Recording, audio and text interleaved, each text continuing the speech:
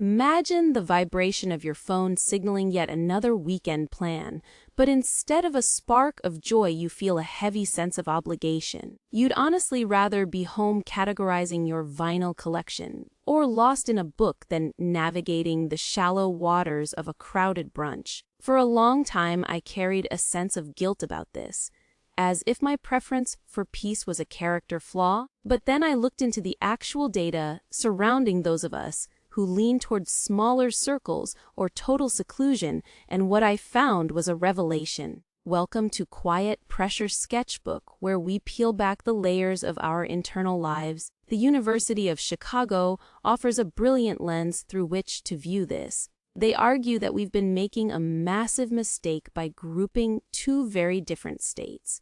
On one hand, you have loneliness, which is that hollow, aching sensation. On the other, you have intentional solitude. These aren't the same. You can exist in a state of relative isolation and feel completely fulfilled, just as you can stand in the center of a roaring party and feel like a total stranger. The metric of a healthy life isn't a head count, it's the resonance of your bonds, of the difference between someone who shares their soul with two lifelong confidence versus a person with a massive digital following who feels utterly invisible. The UCLA loneliness scale highlights this perfectly. Researchers found that two people can have the exact same number of contacts, yet one feels isolated while the other feels supported. We aren't counting friends, we are measuring the weight of being truly seen and valued. This is where the psychology of Quiet Pressure Sketchbook shifts your perspective. Choosing a tighter circle isn't an act of social retreat. It's a pursuit of depth. Personality data suggests that those comfortable in their own company often possess higher levels of self-governance through the world based on what genuinely moves them, rather than performing for an audience. Their inner landscape is expansive. Craving for external validation simply fades away. I spent my younger years feeling like a defective model because I couldn't perform at loud networking events or chaotic dinners. However, the science suggests that being okay with quiet is a superpower. It's called emotional self-regulation, the ability to sit with your own mind without the desperate need to drown out the silence with a screen. Sounds counterintuitive, but being comfortable alone makes you a better friend. Studies indicate that those who don't fear solitude build sturdier relationships. Why?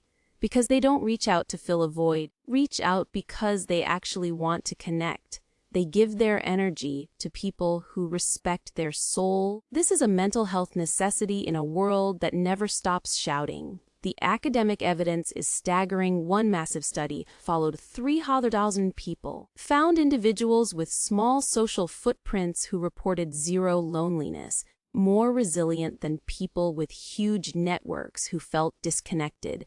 This proves that our social needs are as unique as our fingerprints. Having just a few people isn't a failure, it's a legitimate way to exist. Even the way we think is affected. Albert Einstein famously remarked on how the stillness of a quiet life sparks imagination.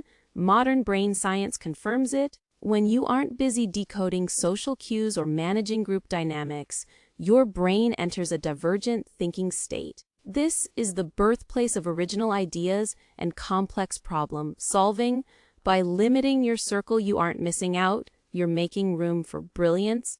Of course, we have to be honest about the risks. While having few friends doesn't make you lonely, feeling alone in the world can take a toll on physical health.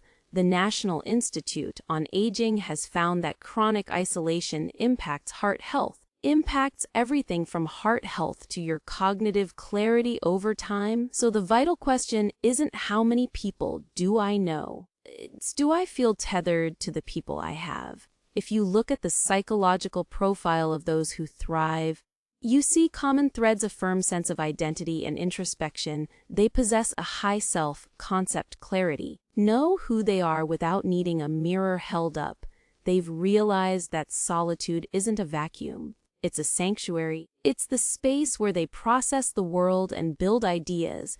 If you've always felt like an outlier because of your quiet calendar, research is on your side. People who favor solitude often show higher emotional intelligence and boundaries. Aren't lacking social skills, they are simply more selective. We all have different social diets. Some need a feast of interaction to feel fueled. Others need a single nourishing conversation and room to breathe. Neither of these states is broken.